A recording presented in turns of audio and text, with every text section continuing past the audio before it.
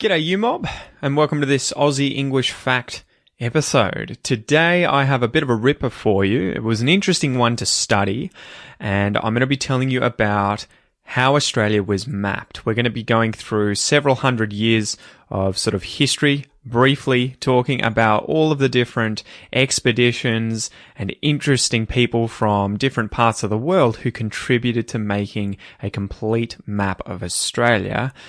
Well and truly before modern day technology allowed us to do it with satellites and GPS systems and everything like that. Anyway, let's get into the episode.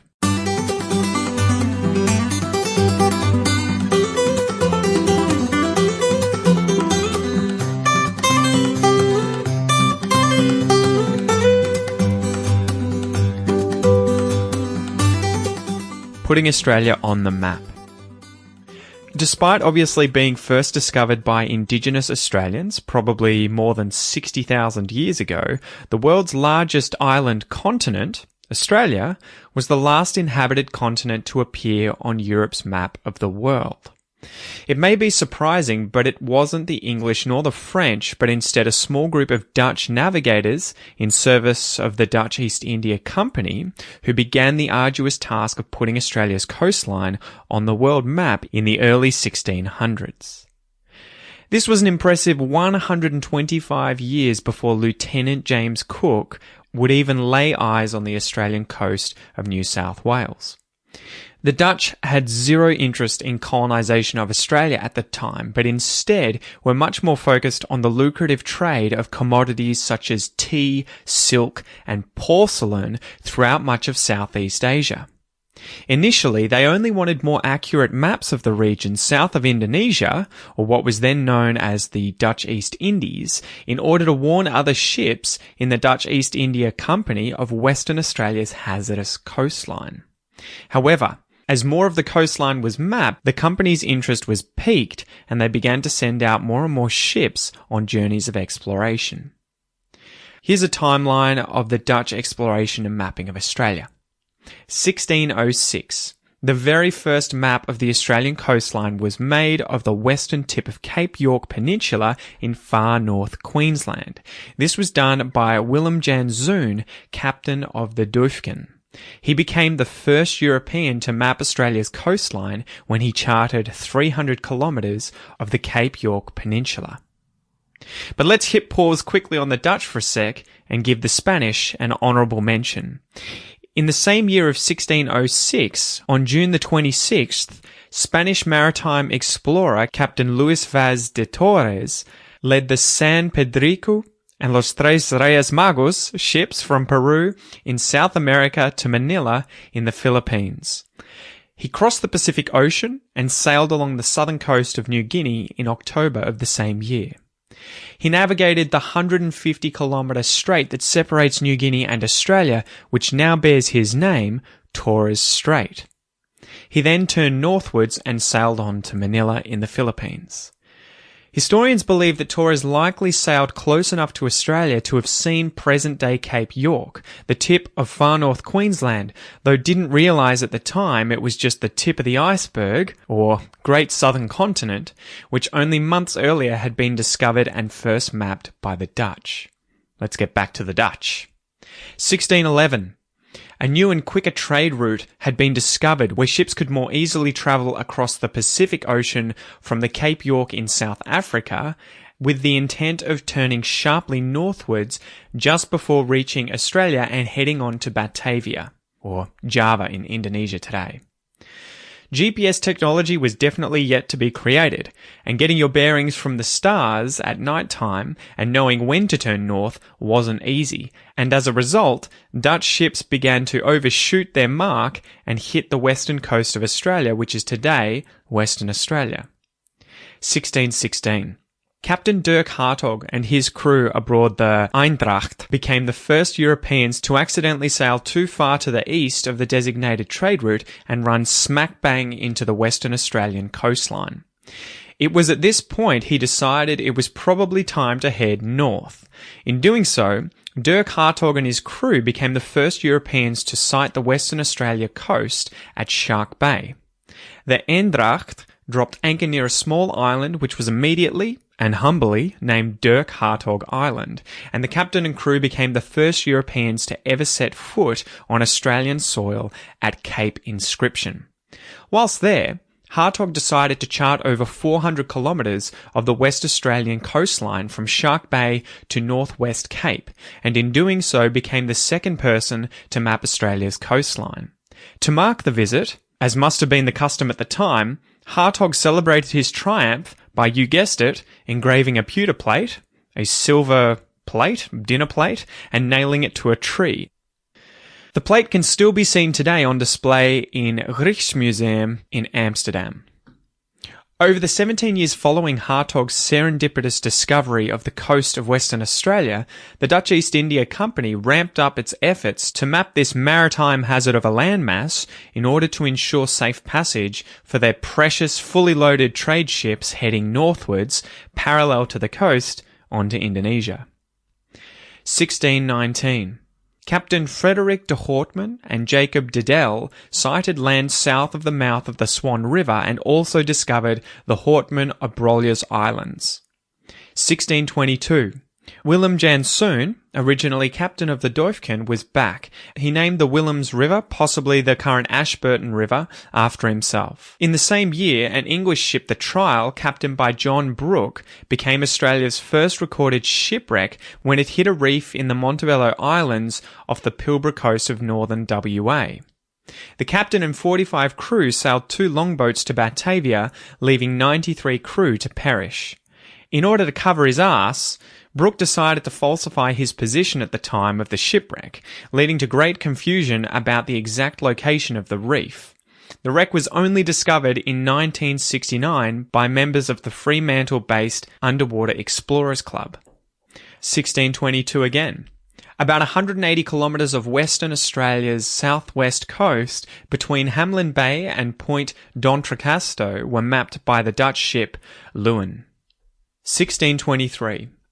Meanwhile, along the north coast of Australia, the Dutch East India Company sent 2 ships, the Pera, captained by Jan Carstenzoon, and the Arnhem, under the command of Willem Kolster. These ships had the objective of charting the coastline to the south of where Willem Janszoon had mapped on the Duifken in 1606. They likely had the primary concern, though, of searching for commercial opportunities like gold. Carstenzoon and his crew had to abandon ship about 150 kilometres from the southeast corner of the Gulf of Carpentaria when the local indigenous people prevented his crew from replenishing their water supplies. On the return voyage to Indonesia, Kolster decided to head out with the Arnhem on a long northwest course. In doing so, he sighted an unknown coastline, which we now know is the west coast of the Gulf of Carpentaria. Kolster named it Arnhem Land after the ship that he was captaining. With this new information, Carstenzoon summarised that a gulf had been discovered, and he named that gulf Gulf of Carpentaria after Peter de Carpentier, the Governor-General of the Dutch East India Company at the time. 1624. Officers of the Torteldurf discovered and named Torteldurf Island, part of the Hoortman-Abrolhos. 1627. Francois Thaysen arrived near Cape Leuwen and sailed eastwards along the southern coast of Australia. They mapped more than 1,500 kilometres of coastline from Albany, Western Australia, to Ceduna in South Australia, and he named the area Neutsland. He also discovered 2 islands that he named St. Francis and St. Peter. 1628. Gerrit Frederikszoon de Wit sighted the coast to the east of the Montebello Islands, including Barrow Island and coastal reefs to the south. 1642-44. The Dutch East India Company was keen to continue exploring the southern land in search of any commercial opportunities. In 1642, Governor-General Anthony van Diemen sent Abel Tasman and cartographer Francois Vischer on a voyage of discovery. Tasman famously circumnavigated the Australian continent.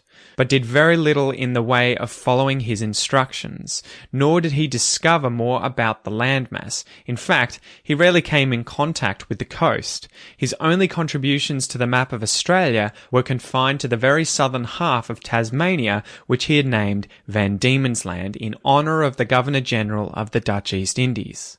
Although Tasman did bugger all in way of surveying the Australian coastline, he did give cartographers an idea of the size of the continent and that it wasn't connected to any other landmass thought to potentially be located in the south or the east. In 1644, Tasman and Vischer set sail once again. This time, they had been given the orders to sail from the east coast of the Gulf of Carpentaria to Willem's River, likely the Ashburton River, 20 kilometres south of Onslow on the central coast of WA. On this epic journey, they successfully charted over 3,700 kilometres along the northern and western coastlines of Australia. As a result, Tasman ditched all other names that had been given to portions of the Australian coastline that had now been shown to be a single landmass and gave it the name New Holland. Despite such an arduous and impressive undertaking this time by Tasman and Vischer, not to mention their crew, when they returned and reported their findings to the Dutch East India Company, the directors were disappointed. They considered the fifth continent little more than barren coastlines and a landmass devoid of natural resources from which they could profit. As such, the Dutch East India Company gave up any idea of exploring the continent further. In 1659, Dutch cartographer Joan Blauw created a map of Southeast Asia and compiled the maps that had been made of the New Holland coastlines. The map traced the coastlines of the western two-thirds of the continent with astonishing accuracy. A near-continuous coastline was mapped from the northern tip of Cape York Peninsula in Queensland through the Gulf of Carpentaria and around Arnhem Land in the Northern Territory, past the Kimberley and the Pilbara, down to Perth in Western Australia, and then eastward along the southern coast of the continent to where South Australia is today. However, the east coastline of Queensland, New South Wales, Victoria, as well as the northern portion of Tasmania were to remain absent and completely unknown from any map for the next 125 years after the Dutch hit the pause button on mapping the continent. Alright, let's have an intermission and quick history lesson to get you up to speed on the British. Before we get into British colonisation of Australia and their work completing the mapping of the Australian coastline, let's get you up to speed with the state of British affairs as it stood at the time. So in 1607, just 1 year after the very first map of the Australian coastline was made by Dutch navigator Willem Jan Zoon, Britain established its very first permanent English colony in Jamestown, Virginia, in North America. For the next 160 years, the British colonies expanded and thrived in North America. In a nutshell, Great Britain went bankrupt, protecting its 13 American colonies from the French in the 7 Years' War in North America. In order to try and make their money back, Great Britain taxed the hell out of these 13 colonies. Needless to say, the 13 colonies told Britain where to go, and this kicked off the American Revolution, which began in 1765 and led to the American War of Independence, which only ended 18 years after that in 1783. Spoiler alert, the 13 colonies ended up winning with the help of Great Britain's arch-nemesis, the French. Whilst America and Great Britain were at war, Great Britain had sent Lieutenant James Cook aboard the HMS Endeavour on a scientific mission to observe the transit of Venus across the Sun in Tahiti in the year 1769. Cook had also been given the secondary orders to search the South Pacific for any signs of the postulated rich southern continent, Terra Australis, meaning southern land, and if successful, he was to claim it in the name of Great Britain. This was to try and beat the French to the punch, who since having lost the 7 Years' War back in 1763 had turned their interest to colonising this unknown continent and other regions in the South Pacific in order to expand their own empire.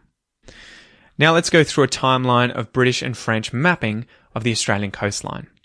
So in 1770, Cook first reached the southeastern coast of Australia in April, and in doing so, his expedition became the first recorded Europeans to have encountered the continent's eastern coastline.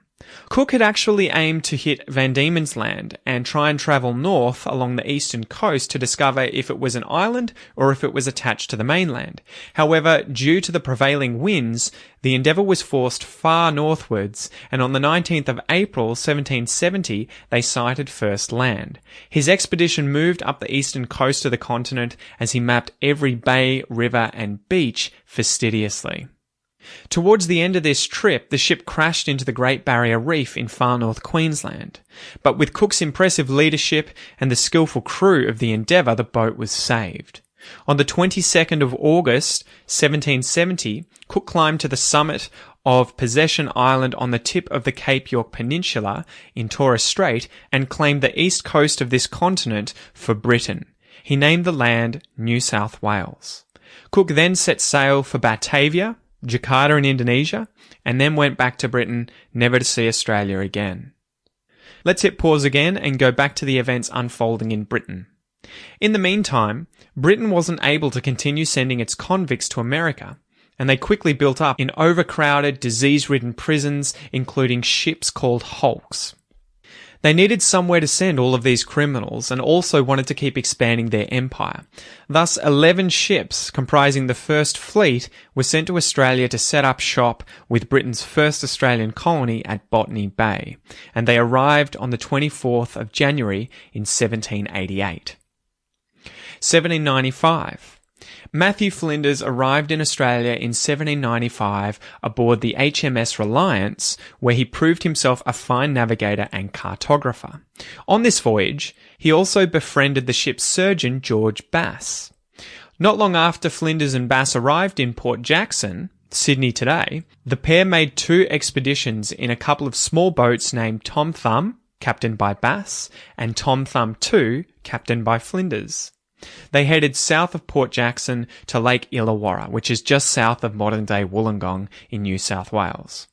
Side note, in the last few decades, letters between Bass and Flinders have been discovered, the content of which suggests that the pair had a relationship that was probably more than just friends. 1798.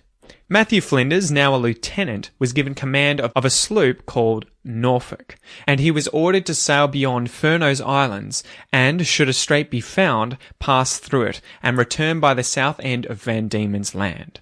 This was important as such a passage would enable journeys from England to shave several days off their trip heading to Sydney. Flinders ended up discovering that there was indeed a passage between the Australian mainland and Tasmania and ended up naming it Bass Strait in honour of his friend and potential lover, George Bass. 1799. Flinders once more set sail in Norfolk in July 1799, this time heading north to Moreton Bay in present-day Queensland. He continued as far north as Hervey Bay and in doing so discovered that Fraser Island was in fact not a peninsula as had been believed, but instead an island of its own. In the year 1800, Flinders rejoined Reliance and headed back to England, unaware that his biggest achievements still lay ahead of him. In the same year, a ship named the Lady Nelson was commissioned back in Britain as an armed survey vessel to chart the coast of Australia. The historic backdrop to her commissioning and surveying mission was that the British government were worried that in the event of settlers from any other European powers, i.e. the French, becoming established in Australia, any future conflict in Europe could lead to conflicts stretching to the southern hemisphere and negatively affect the trade that the British were trying to develop there.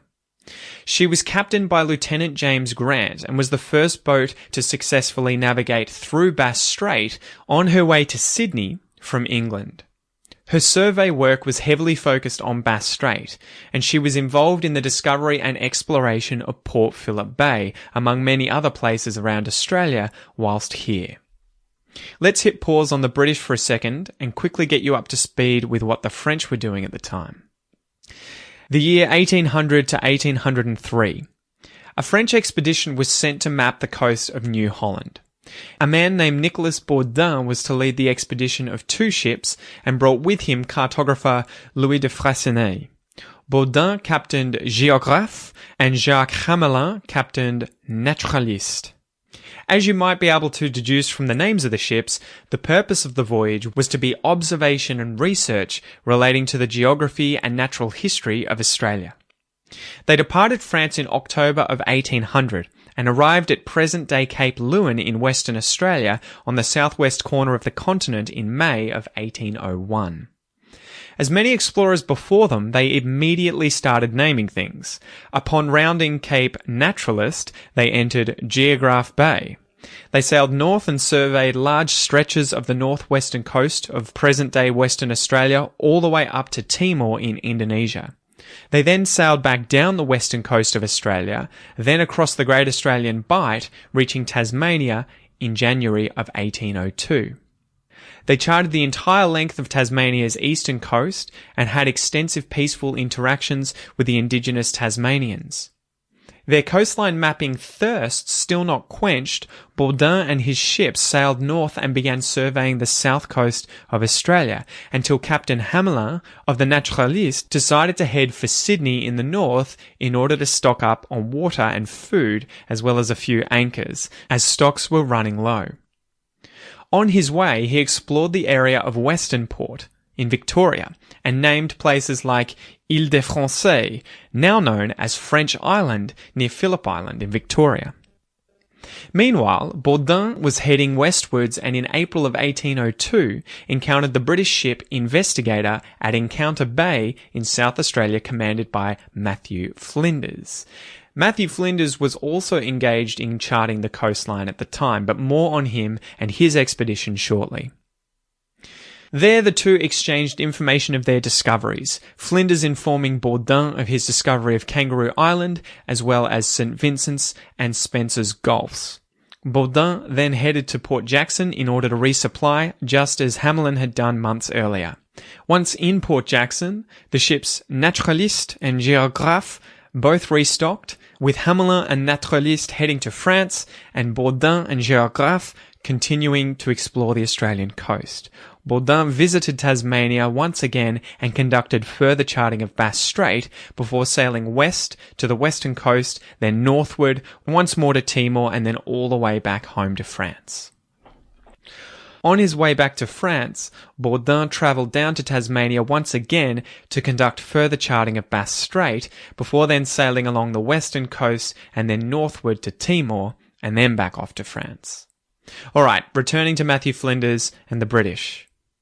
1801-1802. Flinders returned to continue his work surveying and mapping the Australian shorelines. In December of 1801, he arrived aboard Investigator at the southwest of present-day WA at a place he named Cape Leeuwin. He proceeded along the southern coastline of the continent, through Bass Strait and then up to Port Jackson. In April of 1802, whilst on this trip, Flinders caught sight of Géographe, captained by Bourdin, as we mentioned before. Despite the fact that both of their countries, France and Great Britain, were at war, the two men of science exchanged details of their discoveries, and Flinders named the bay where they did so Encounter Bay, and this is just outside of Victor Harbour near Adelaide, South Australia. Continuing on his voyage, Flinders explored Port Phillip Bay. His stocks running low, Flinders then proceeded to Sydney and arrived on the 9th of May in 1802. 1802-1803. Flinders hastily prepared his ship and then set sail once again on the 22nd of July, this time heading north in order to survey the coast of Queensland. From there, he passed through the Torres Strait and into the Gulf of Carpentaria. During this time, Flinders discovered that the ship was badly leaking, and although he careened the ship, which is the process of grounding a sailing vessel at high tide in order to expose one side of the hull for maintenance and repairs as it's below the waterline as the tide is out. However, they were unable to completely repair the ship. Reluctantly, Flinders set sail back to Sydney, though via the western coast of the continent, and in doing so, became the second person to circumnavigate Australia. He arrived back in Sydney on the 9th of June in 1803. The race to publish a complete map of Australia. Following the immensely successful expedition of Baudin and Géographe and Naturaliste, and that of Flinders upon the Investigator, both the French and the British had complete surveys of the Australian coastline. The last step was putting all the pieces together into a single comprehensive map of the continent that would one day be named Australia. It took Baudin's cartographer, Freycinet, about a decade, but he beat Flinders to the punch when he published his complete map of the Australian coastline in 1811, called the Freycinet Map of 1811. Flinders published his in 1814, which he called Terra Australis, or Australia. Bonus fact for the day before we finish up, guys. The name Australia was popularised by the explorer Matthew Flinders, who said it was, quote, more agreeable to the ear and an assimilation to the names of the other great portions of the earth, end quote. However, several other early cartographers had already made use of the name Australia on maps as far back as the mid-1500s. The first time that Australia appears to have been used officially is in April of 1817, when Governor Lachlan Macquarie acknowledged the receipt of Flinders' charts of Australia. In December of the same year, Macquarie recommended to the Colonial Office that they formally adopt the name Australia. The Admiralty agreed in 1824 that the continent should be officially known by that name, and in 1830 the first official publication using the name Australia was made in the Australian Directory by the Hydrographic Office. So there you go, guys. I hope you enjoyed this episode, and I hope you got to learn a little bit about Australian history, as well as obviously Spanish, Dutch, and French history, as these different European countries were surveying the coastline of Australia to get together a piece of the map that had since been missing from the entire globe. Okay, so I hope you enjoyed this episode, and I'll see you next time. Peace.